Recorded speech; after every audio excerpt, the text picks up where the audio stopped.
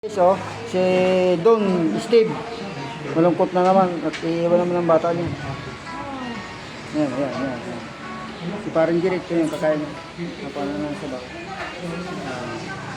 Kaunti na kumakain mo. Yan, si parang Dennis. Kaway.